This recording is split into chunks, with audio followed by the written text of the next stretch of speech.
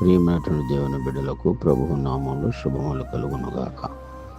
ఈరోజు మన ధ్యానాంశం కీర్తనల గ్రంథము 37వ అధ్యాయము 6వ వచనం.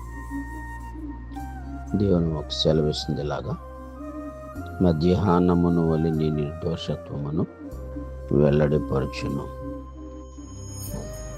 దేవుడు తన పరిశుద్ధ వాక్య భాగం దీవించునుగాక. సెలవిస్తుంది. చూస్తే 37వ కీర్తన 6వ వచనం చూస్తే, ఆయన వెలుగును వలె నీ నీతిని, మధ్యాహ్నము వలె నీ నిర్దోషత్వమును వెల్లడిపరచును.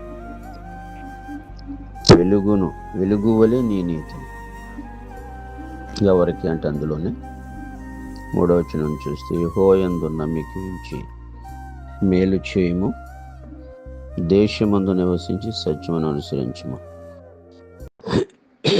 యెహోవాను బట్టి సంతోషించుము, ఆయన నీ హృదయ వాంఛలను తీర్చును, నీ మార్గమును యెహోవాకు అప్పగింపుము, నీవు ఆయన నమ్ముకొనుము, ఆయన నీ కార్యము నెరవేర్చును.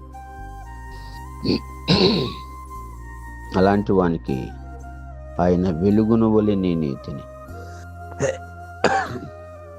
వెలుగు అంటే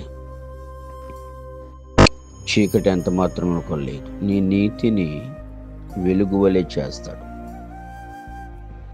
ఆయన నమ్మిన ప్రతి ఒక్కరికి కూడా, యెహోవాయందు నమ్మక ఉంచిన ప్రతి ఒక్కరికి వెలుగు వలె నీతిని చేస్తాడు.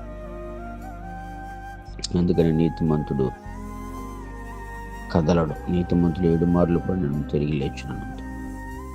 నీతిమంతునికి కష్టములు అనేకములు వస్తాయి, కానీ ఆయన ఏమి చేయలేవు. ఆ నీతి ఎప్పుడైతే నువ్వు కలిగి ఉన్నావో అదే వెలుగు వలె ఉంటుంది. వెలుగంటే ఇంకా చీకటికి అవకాశం లేదు కాబట్టి, పాపానికి అవకాశం లేదు కాబట్టి, వెలుగు వలె నీ నీతిని వెల్లడిపరిచే దేవుడు. అందుకనే ఆయన నీతిమంతుడై ఉన్నాడు కాబట్టి మనము కూడా నీతిమంతులుగా ఉండాలి. సరే, వాక్యం చెప్తుంది నీతిమంతుడు లేడు, ఒకడు లేడని. కానీ అబ్రహాం యెహోవాను నమ్మెను, అది ఆయనకు నీతిగా ఎంచబడెను. ఆ నీతే కావాలి, ఆయన నమ్మిన వారే కావాలి. అందుకని అంటున్నాడు ఆయన, యెహోవాయందు నమ్మిక ఉంచి మేలు చేయమని. ఇంకా నీవు ఆయనను నమ్ముకొనుము, ఆయన నీ కార్యము నెరవేర్చినంటాడు. కానీ ఇక్కడ ఆయన వెలుగును వలె నీ నీతిని, మధ్యాహ్నం వలె నీ నిర్దోషత్వము వెళ్ళిపోవచ్చు. మధ్యాహ్నం ఎంత వెలుగుగా కాంతివంతంగా ఉంటుంది మధ్యాహ్నం అనేది. ఉదయం అంత వెలుగు ఉండదు, రాత్రి చీకటి ఉండదు అని వెలుగు ఉండదు. కానీ మధ్యాహ్నము వలె నీ నిర్దోషత్వమును వెల్లడిపరచు. నిర్దోషత్వం, నీలో ఏ కపటం లేదు, ఏ పాపం లేదు, ఏ దోషము లేదు. కానీ నువ్వు ఎలా ఉంటావు? నిర్దోషిగా ఉంటావు. దేవునికి కావాల్సింది కూడా నిర్దోషముగా ఉండేవారు. అలాంటి నిర్దోషులు ఎవరైతే ఉన్నారో వాళ్ళు ఎలా ఉంటారంట? మధ్యాహ్నము వలె. మధ్యాహ్నం ఎంత దగదగలాడుతుందో, ఆ మధ్యాహ్నం వలె ఆయన నీ నీతిని, మధ్యాహ్నం వలె ఎలా ఉంటాడంటే ఆయన మధ్యాహ్నం ఒకసారి ఆలోచించి నీ నిర్దోషత్వమును వెల్లడిపరిచే గొప్ప దేవుడు. దోషం ఏది కూడా నీలో కనపడడానికి అవకాశం లేదు. ఇంకెక్కడ ఏ మూలని ఎక్కడున్నా ఏది ఉన్నా సరే బాగా స్పష్టంగా కనపడుతుంది. మధ్యాహ్నం సూర్యుడు నడినెత్తునుంటాడు. ఆ వెలుగుకి ప్రతీది కనపడుతూ ఉంటుంది. అలాగే నీ యొక్క జీవితంలో, నీ యొక్క బ్రతుకు విషయంలో కూడా నిర్దోషత్వం, దోషము లేనటువంటి పరిస్థితి కనపడుతూ ఉంటుంది. కాబట్టి